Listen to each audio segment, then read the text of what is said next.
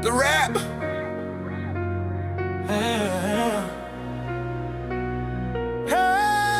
Welcome to the rap. All right, let's just get right into it. We've all heard the stereotype, right? That Christians can be, well, kind of judgy, maybe a little standoffish. But look, we're not here today to argue about whether that's true or not. We're here to ask, is there a better way? Because if you boil it all down, the absolute heart of the Christian faith is this one simple, powerful idea. Be known by your love. That's the goal. That's the standard. That's pretty much the whole game. But that immediately brings up a pretty tough question, doesn't it? I mean, if love is supposed to be the main thing, why is the perception so often judgment? Where is that disconnect coming from? To figure that out, let's dig into a really powerful story. So, if we're looking for a better blueprint, a different kind of model for how to engage with people, a great place to start is this story in the Gospel of John. It's this encounter Jesus has with a Samaritan woman at a well. And honestly, it flips the script entirely. Now, to really get how huge this moment was, you got to understand the context. Back then, Jews and Samaritans, they did not mix, period.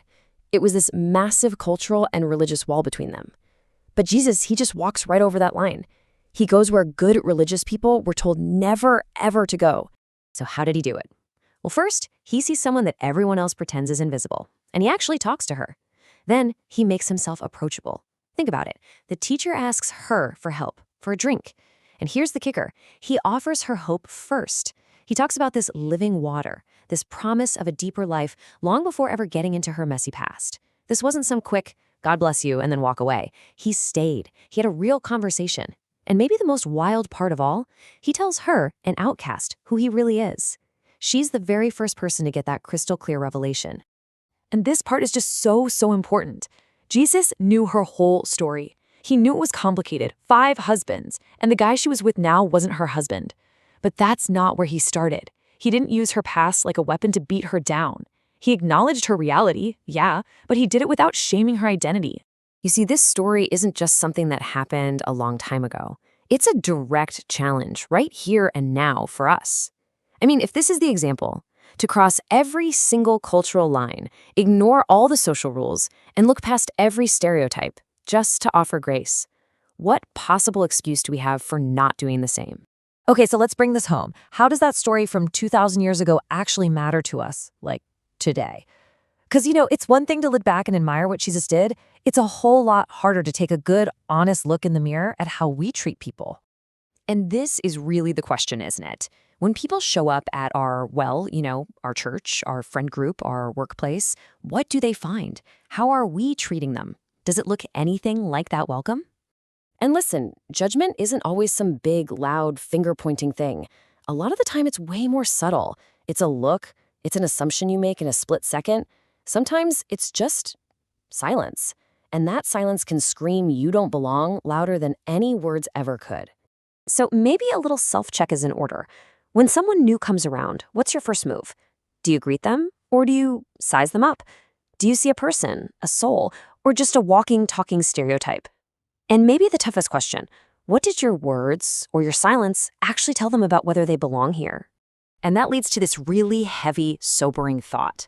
Sometimes people don't go to church, not because they don't need God, but because they just don't feel safe with God's people. Think about that. The barrier isn't God, it's us. The stakes are just incredibly high. Okay, so what's the opposite of all this judgment? Well, it's this idea of radical hospitality, and it's something you have to be really deep and intentional about. So what is that exactly? Look, it's way more than just being polite. Radical hospitality is about intentionally making people feel seen, safe, and valued before they ever change a single thing. It's welcoming them as they are, right now, not as who we think they should be. It's a total mindset shift. See, a judgmental mindset is busy sizing people up, making assumptions, looking for what's wrong. But hospitality, that's about actually seeing people, taking the time to listen to understand, and always leading with grace. It's a completely different starting point. And let's go back to that well one last time. Remember, Jesus knew everything about her, all the messy parts. But his first words were not, you need to fix yourself. They weren't, hey, explain yourself. Nope. His first move was simply, let's connect. And that's the model for us, right there. Connection before correction. All right, so where do we go from here? The goal is to be a well for people, a place they can come for something life-giving. We're not supposed to be a wall that keeps them out. So let's get practical. What are the next steps? Here's the first big question you got to ask yourself, honestly. Am I a bridge or am I a barrier? In my day-to-day interactions, am I helping people get closer to a place of welcome and grace? Or am I accidentally part of the reason they stay away? And here's the second one. Do I make space for people? Or do I just make assessments? When someone comes into my world, is my goal to give them room to be themselves, questions and all? Or is my first instinct to start, grading them? Okay, so here are 3 simple things we can actually do. 1, see people. Don't just size them up. Make a conscious effort to see the individual in front of you. 2, listen before you label. Hear their story before you decide what box they fit in. And 3, lead with grace, not assumptions. Make grace your default response. And this is something we really have to let sink in. Some people will never, ever pick up a Bible, but they will read you, your actions, your attitude, your words. For some people, that's the only sermon they're ever going to hear. Which really brings us to the final thought. The challenge is as simple as it is profound. Be someone's well, not their wall.